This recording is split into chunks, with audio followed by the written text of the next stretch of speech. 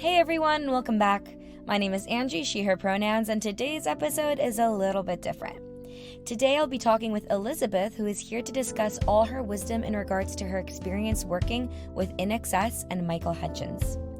Alongside this, we talk about depression, performing through pain, and finally, meditation. Elizabeth is this beautiful soul who I'm so honored to have the opportunity to chat with. She has helped me so much with all her knowledge, her calm character, and her beautiful voice. In fact, Elizabeth decided to use her voice to create these beautiful visual meditations, which I highly recommend. You can find the link to her meditations in the description. Enjoy! Well, how are you? Great, thanks. Good. I'm glad. How's your week been since last time we chatted? It's been really good. Were you mentioning that you worked with INXS? How was your experience with them? Oh, yeah. Oh, they were really lovely. But I was told before the shoot that the singer was difficult. And of course he wasn't. He was absolutely lovely, Michael Hutchence. And then he had an incident that sort of pushed him over the edge. I think it was a fight with a cab driver or something a few years after that, and had terrible mental, emotional challenges, and ended up taking his own life. And I know when I started my journey as a helpful person started with offering neurofeedback, which resets the brain. And I was thinking, gosh, these people that I worked with mental, emotional struggles, it wasn't about looking good on camera. It was about feeling good in their hearts. And I could do that for them now. And he was the first person I thought of, even though it was decades ago. I thought, gosh, if I could have helped Michael Hutchence, he was such a sweetie. He was really, really great. And there was something magnetic about his presence. Do you think it was the fans and the fame and the expectations that really pushed him over the edge? I don't think it was. I mean, I don't really know because I didn't know him at that point, but I don't think that was bothering him. It wasn't when I was working with them. Mm-hmm. That didn't bother them at all. In fact, he almost like used it as an energy. Like, he was unbelievable on stage. I don't know if you've ever seen any live footage of them, but he was just, the way he'd move, the way he would absolutely own. He would have the audience like in the palm of his hand. He was amazing. It's weird. We look at these people and we think that they have it all, but then they're human beings. And that was some of the most talented people I worked with were struggling with mental and emotional issues. And sometimes that's where the art comes from, is a sort of desire to express that, the beauty of that melancholy, and somehow make it more beautiful and more poetic. And that was what inspired a lot of the great poets as well. I don't know if you've read any Keats, but he was pretty miserable. Well, that's the thing. It's difficult. Our art creates our sadness creates such art and such masterpieces that it becomes difficult to let it go, especially when our livelihoods depend on this art. So it's like we don't want to let it go anymore because that is what makes us our money, makes us our happiness. But meanwhile, we also have to hold on to the sadness so that we can continue making this and putting it out. It's just this like catch-22. Yeah. You're stuck in this cycle. Yeah. I think it's the poignancy of expressing those human emotions in a way that connects with other people.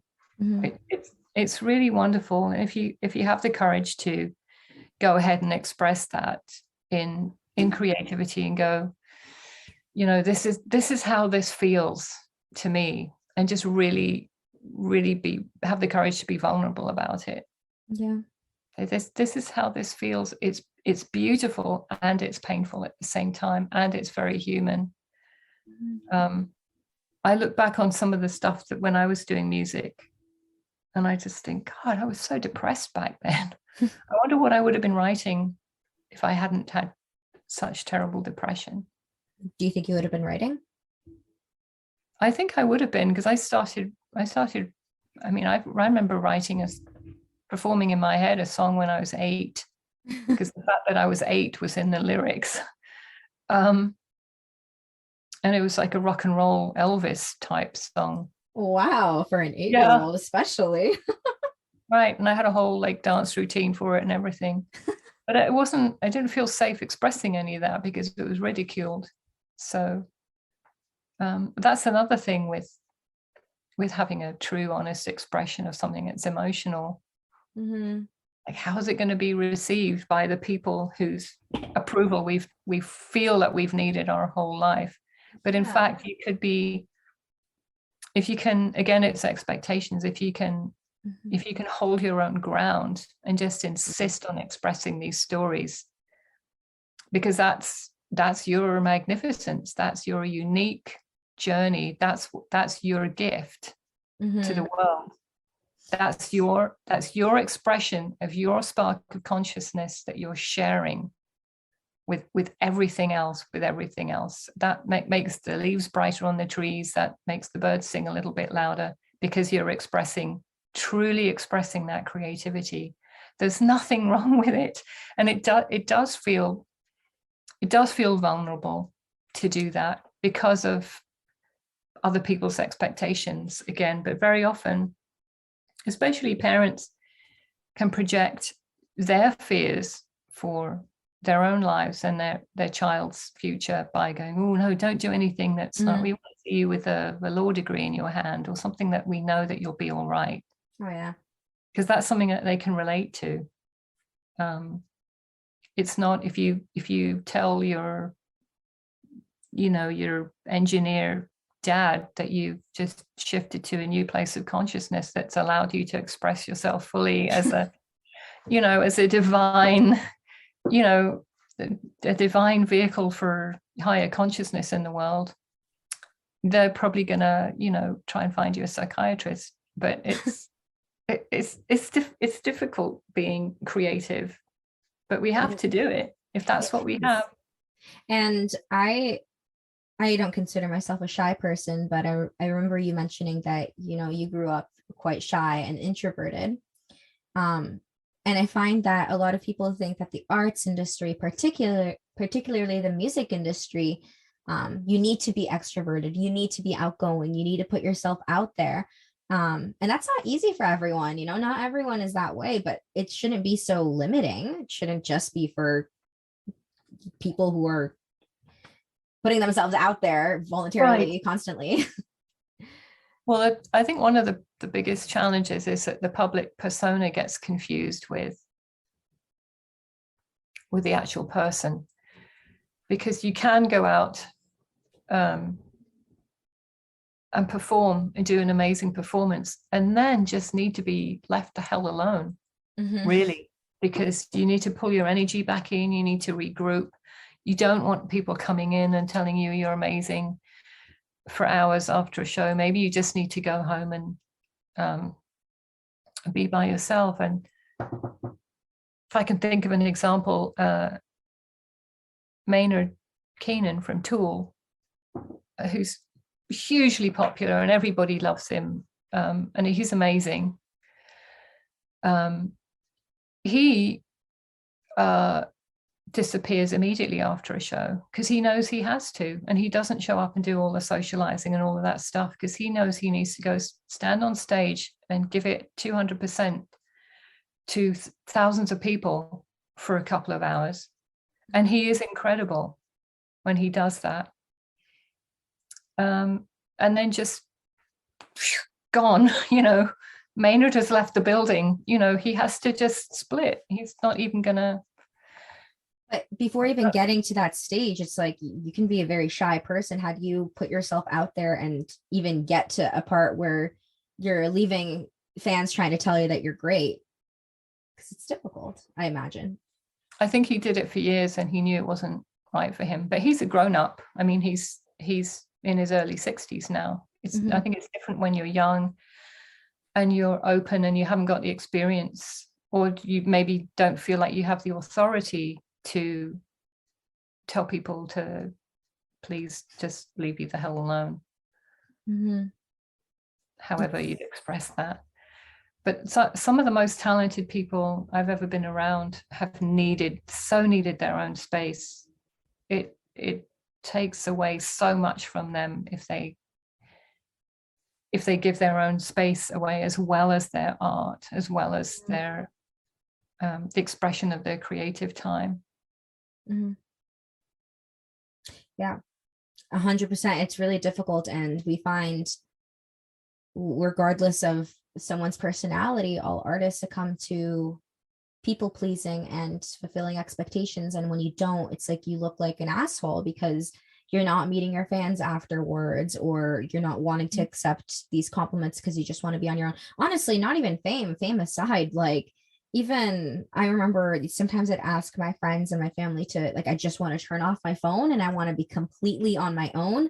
And it's like, what? But we need to reach you. We have questions like, do you not like us enough to want to hang out with us? And that's not the case. You know, everyone just needs to recharge. People have different social batteries and it's difficult. But one thing I wanted to also mention was this point of expectations, where artists feel like they need to fulfill other people's expectations to the point where they will perform incredibly injured. We've seen so many artists get injured on stage and continue to perform, or break their leg and then be like, you know what, it's okay, like I'll finish the show, or I'll go to my show tomorrow as well. And it's like everything except for losing your voice, because you literally cannot sing. They will force themselves to continue going out there just to not disappoint all these different people. And it's heart shattering to see them put themselves in pain for the pleasure of other people, because it's ridiculous. There's that whole thing of the show must go on. And I have a great story about that. When I was working on music videos in London in the 80s, there was a company called MGMM that put on a lot of these things, and they were doing a big show for Tina Turner. And I wasn't anywhere near senior enough to be doing makeup for her, because she was a goddess, queen. And she was doing this amazing performance on stage. And because I was in that sort of production family, I was invited to come along and just be there as part of the event. And she did this incredible performance. And there was a little bit of sort of like pyro, I think it was like confetti explosions around the front of the stage. And she went sort of over to one corner of the stage. I don't know if you've seen her perform, but she's got this she's an amazing dancer. So she sort of went over to this one corner and was like singing out over this one part of the stage. And one of these things exploded by mistake right in her face. She didn't miss a beat. She kept going. Oh my God. With this horrible thing that went off like right in her face. She just didn't stop performing the song, and everyone just kept shooting as if nothing had happened. And then she took care of it afterwards. She chewed someone a new asshole or something backstage, but she wasn't going to do that in front of the entire theater. Did she get injured? Crybaby. Did she get injured? No, she didn't. But okay, good. But the whole thing of like it didn't actually hit her physically. If you're not expecting something to like confetti bomb in your face. Oh yeah. Yeah, it wasn't. It was supposed to happen later in the show or something, and somehow it got triggered. But she was amazing, and I just was so in awe of her doing that. No, it's just it's admirable. Of course, it's like, wow, you're amazing, you're so strong, but I feel like it's not any less strength to take a step back and be like, whoa, I'm either in pain, or this was not expected, or et cetera, et cetera. I remember I was seeing one of my old friends dance. She was like in a competition, and I went to go see the competition. And so when dancers, they dance, many of them dance barefoot on the stage. And she was dancing when there was a nail sticking up on the ground, and it sliced her big toe to the point where there was literally like a trail of blood on the stage, and she did not stop. She kept going until the end of her piece. And we didn't even know, like my friend and I didn't even know that she got hurt until afterwards when we went backstage and her toe was all bandaged up and she was limping. And it's so painful to see all these artists work through their, I don't even want to say work through their pain, force it through their pain, because I mean, pain is there for a reason. And I remember I actually just recently learned the advantages of pain, and it's to tell your body, hey, watch out. This is going to keep getting worse if you keep pushing it. And Right. it's a warning. And a lot of people in the arts industry don't take that warning because, you know, people's expectations are beyond any self warnings.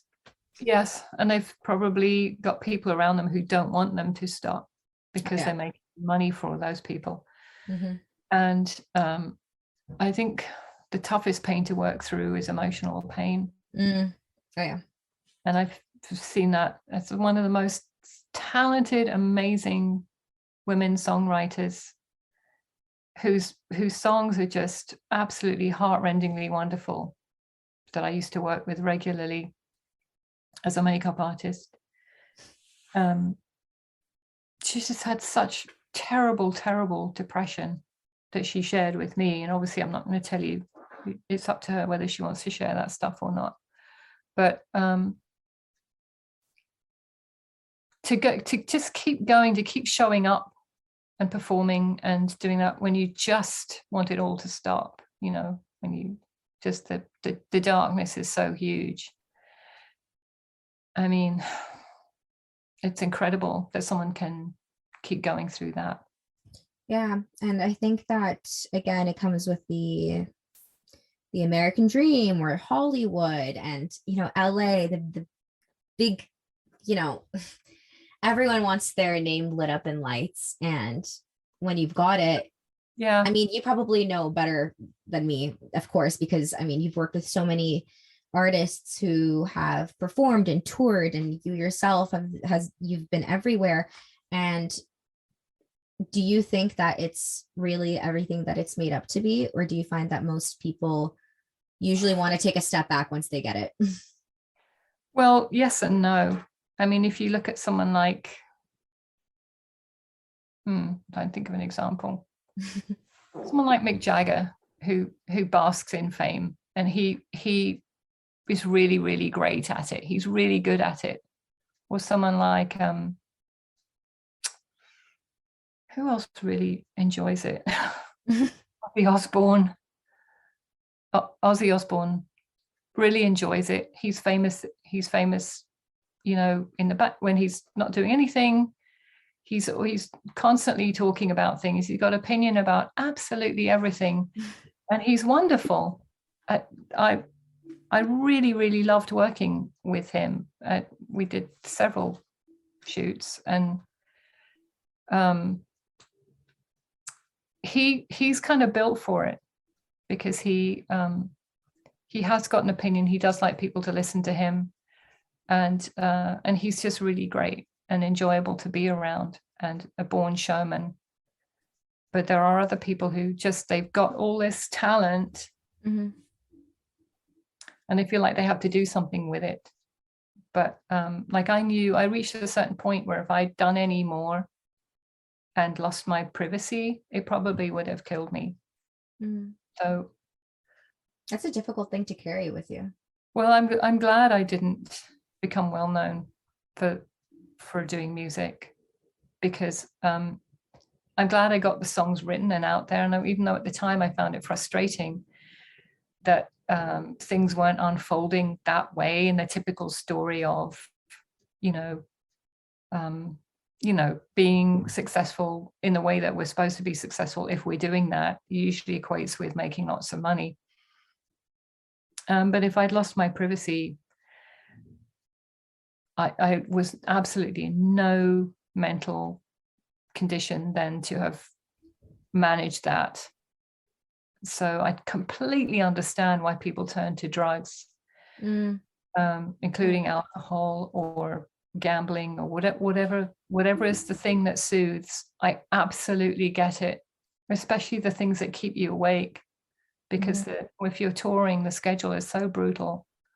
And if you and remember some of I think it was my husband actually who toured with quite a few bands, and he said that you get to yet another town and you learn that yet again you're going to have to sleep on the bus.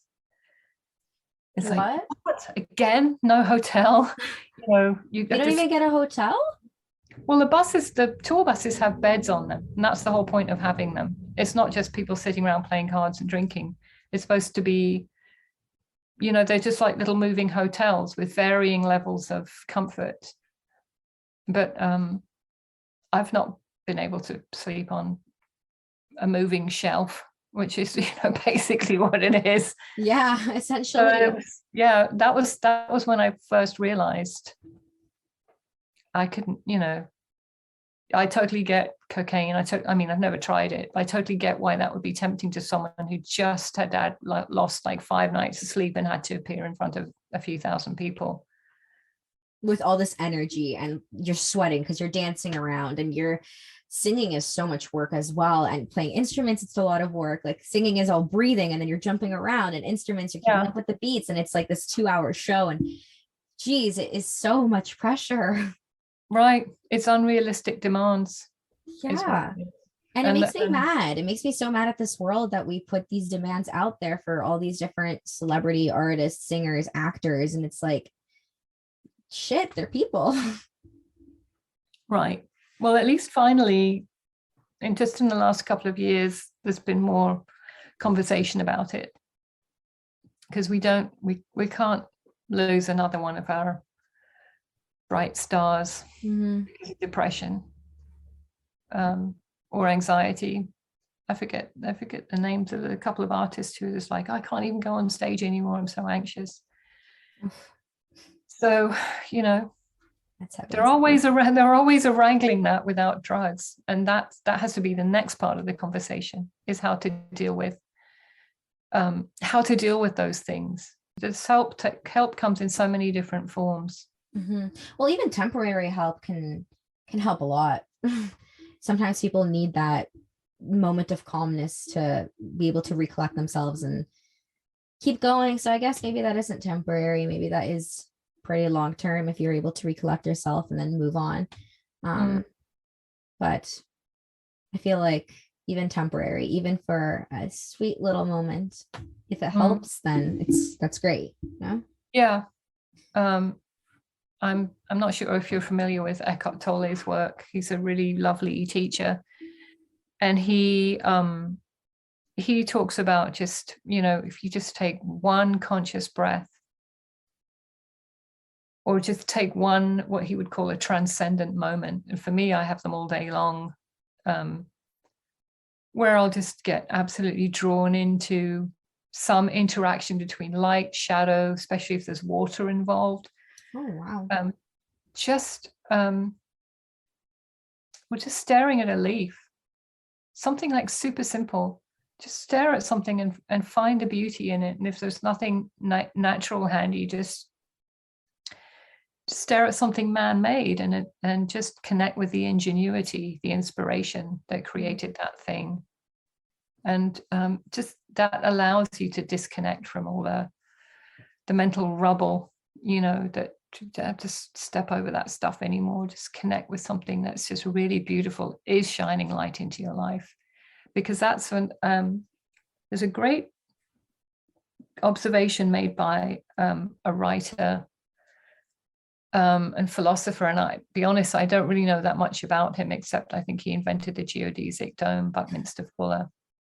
And he said this wonderful thing with it: instead of using your energy to resist and fight the things that you disagree with, put your energy into building something better that's irresistible to other people. Because if you put your energy into fighting something, you're giving that thing more energy. Oh yeah. If you put your energy into resisting and fighting something, you're giving that thing more energy, like war of any kind, like the war on drugs didn't stop drugs. You're right. Yeah, it's like fighting fire with fire. It just makes a bigger fire. The war on this, the war on that, that doesn't actually help. If you give all of your energy, intention to building something better with love, with appreciation, with offering that to people, offering love and appreciation. They don't need the things that are connected with war. Yeah. Yeah, that's very beautifully said. Very well put. Well, I need to read more about him and what he was all about. But that was one thing that always sticks with me. It's like, don't focus on the shit. Just focus on building something really beautiful and amazing that's so attractive that the shit becomes irrelevant. Don't give it a place. Now that you have this toolkit and, I guess you know how to control your emotions more, and not only that, but you're helping other people as well, and you're able to overcome, negative emotions and positive emotions. One of the beautiful things that you told me in our previous conversation was how when you don't accept or you don't acknowledge these negativities or these negative emotions, you're stripping yourself of the lesson that you learn. I think that's a beautiful thing to say, and it's actually really helped me so far, and it's only been a week or two. But now that you have this toolkit, would you ever feel comfortable releasing your old music, recording new music? I probably would, actually. There was recently a thing came up that was like a suggestion of performing one of the old songs. And it was the first time that I wasn't. My husband's a really good guitarist, among other things. He's also a really talented director and just an all-round sweetie pie. And he sat down with me and we went through this song, and I'd never really played him my music because I was always embarrassed because my voice singing, it's always sort of and I have, it's just all this shame around our own creativity. It's so sad and unnecessary, but I certainly had it. It's like, oh, look, there's me making an effort to do something. How embarrassing. But I don't feel like that about it anymore. And I played him this song that I really love, a recording of it. And he learned it in like 5 minutes on the guitar. And we were ready to go off and perform. And I was just sitting there singing without any self-consciousness. And that took a lot of work.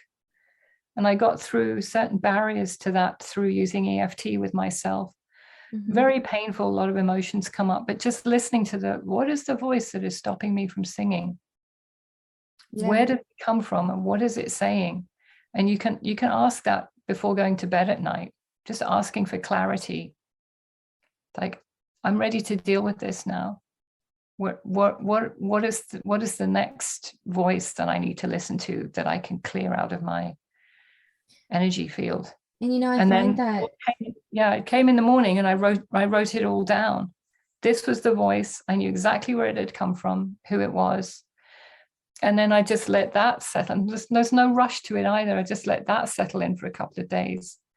And then it was just, I knew I had a clear afternoon and just write. And I just sort of rolled up my emotional sleeves and got on with it. I just tapped through all those difficult, painful messaging towards me from a very young age that had stopped me from expressing myself the way that I could have been doing if I hadn't had those.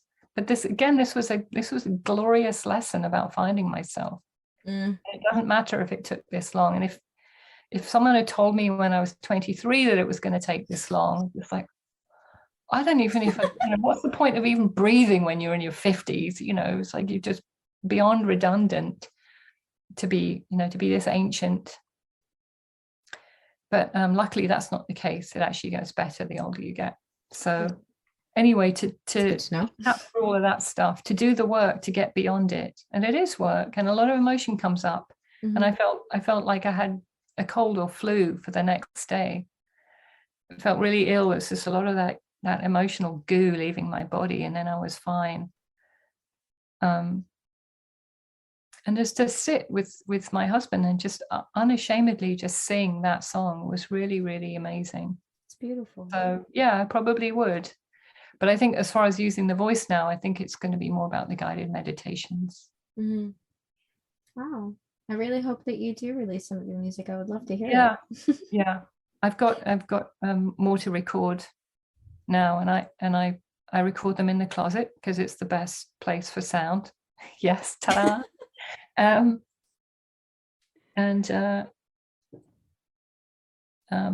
My husband edits them for me. That's amazing. Such teamwork. Yeah. He really is phenomenal. Yeah. So that's going to be the performance from now. For now, is going to be those. I don't think I'll go back to singing. Certainly not the early stuff, because it was kind of pop songs, and that just doesn't feel like me anymore. But there are songs I never recorded as well, so maybe I could do those. Well, actually, something that I sat down to do yesterday, I was working in a cafe and I finished my work and I figured, why not do some songwriting?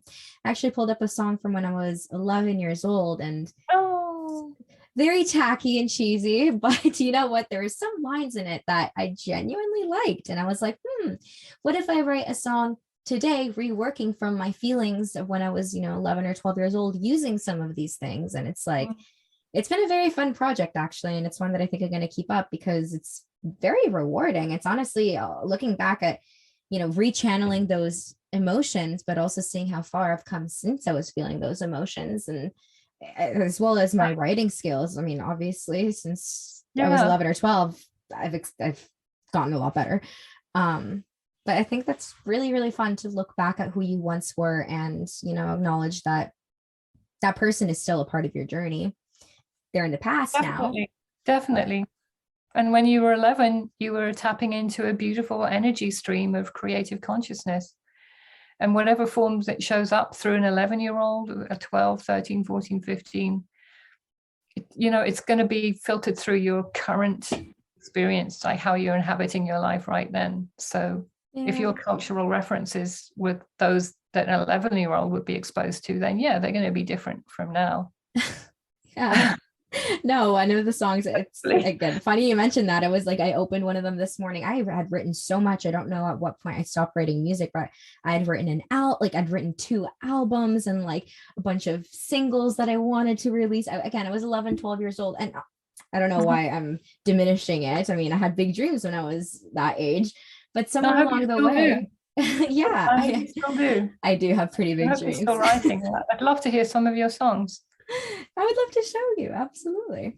But I think it was a few different voices in my case that told me, like, this is not realistic, this is not even good, I don't know why you're putting in the effort. And I was like, now looking back, how do you tell a 12-year-old that? Damn, like, you start writing when you're young, but then over time it gets better and better.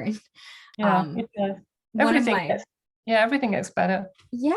And one of my biggest influences and I acknowledged it this morning, actually, but my biggest influence was One Direction. And I read this sheet music and I'm like, oh, wow, it's really following their format of music. But it's amazing to see what an impact, other bands and other musicians have had on me, an 11, 12-year-old who dreamt of also creating music. And it's really amazing. And I wish that people didn't let go of their inner child, I guess, how this conversation started. Right. And by the same token, when you're true to your own interpretation of your creativity, when you're really fearlessly true to it, that will inspire other people because they'll resonate with the authenticity of your expression. Absolutely. So I really hope that anyone who's listening to this just knows that they're a creative person for a reason, that there is a magnificent thread that runs through all of us that is a divine creativity, and none of us have to be religious to accept the possibility of that, and that it's abundant, it's infinite. Mm-hmm. Just keep creating more beautiful stuff comes all the time. Just keep drawing it through, just keep pulling the thread, and it just keeps showing up and getting brighter and brighter. And we all deserve every level of success. We're all just so amazing if we could only see it. Mm-hmm. And other people's idea of success isn't necessarily the same as your own. So just really staying in love with life, staying in love with ourselves and each other. That to me is the key for being successful in any field, but especially in creativity. And just insist on it. Just take it. We're not here for no reason. We're here for a reason. And if we've got this beautiful creativity flowing through our lives, we have to express it, because if we don't, no one will. It's unique to us. Absolutely. And if anyone wants to come and join me on one of the free guided meditations, it's available through my website. It's easy to register. Mm-hmm. And it will be linked in show notes. I'll send you the link. But it's groundedalignment.com is my website, and that page is /gather, GATHER, and just come and listen. Won't cost you anything. Might chill you out. I highly, highly recommend it to anyone listening. And the link will be posted in the description. So that'll make it easier for people to access it, hopefully. Yeah. And I do have some resources available as well, especially for female musicians, that will also be free, that I can send you information about as well. And anyone who registers on that Gather page will receive information about that. It makes me really excited. I'm very excited for anyone who will start this journey with you, because I truly do think that you have an infinite amount of wisdom under your wing, and I'm grateful that you're sharing it with so many people, and also you're making it so accessible as well. So thank you for that. You're very welcome, and thank you for inviting me to have this conversation. I think what you're doing is important. I think it's really wonderful to open up to all the possibilities for creative people, especially those who are struggling with mental and emotional challenges, because no one else knows what that's like other than those people. I mean, if you're creative and you just feel this burden, this emotional burden, it has to be talked about. It has to be honored. And if you're expressing it in your music, well done. Hooray. Yeah. Thank you so much for being here. I really hope that you will come back here one day again and I could re-interview you, because I feel like I still have so many questions left for you. And I feel it's been lovely to talk to you, and we'll talk again. Yes, I would love that. I have showed you off to all my friends already and everything that you've taught me so far. And oh, really? Oh, great. Listen to this lesson. Oh my God, look what I learned. Oh, that's wonderful. It's just all love, and there's no end to that. We all have it. But there's yet a lack of it. That's all the negative things. In whatever name we give them, it's just an absence of love. Mm-hmm. So if we're rocking the love and appreciation, then we don't have to worry about those other things sneaking in as much, because we're more on solid ground. And that's why I used grounded alignment for my website.